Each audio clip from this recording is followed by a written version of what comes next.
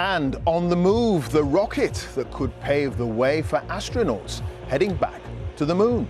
The US space agency NASA is preparing to launch a new rocket to the moon.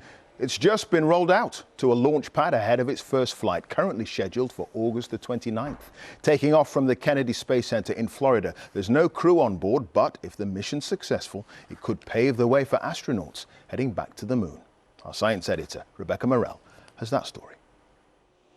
Inch by inch, slowly and carefully, NASA's new rocket embarks on the first stage of what's going to be a long journey.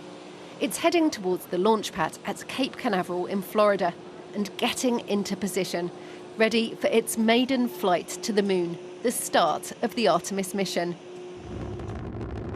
The rocket is carrying a capsule which will go into lunar orbit, circling the moon before it returns to Earth. It's a test flight, so there won't be any people inside. But if this works, the next step is to get astronauts on board. Jessica Meir has already been into space. Now she's part of the Artemis team and could be selected for a future trip, because NASA's ultimate aim is to see the first woman and first person of colour walk on the lunar surface.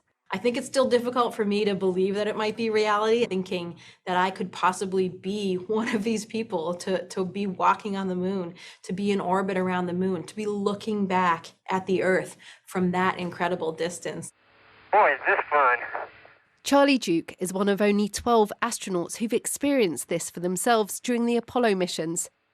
You were looking out the window a lot, you know, like, man, look at that rock over there. Man, that's another. It's 50 years since he set foot on the moon, and he didn't think it would take so long to go back. This test flight will pave the way for a landing scheduled in 2025. He's upbeat about its chance of success. I'm excited about Artemis and as we build up the capability. They've picked the South Pole, near the South Pole, for the landing, because that's probably, if there's any ice on the moon, it would be down in that region. So that's going to be difficult because it's really rough down there, but we'll pull it off.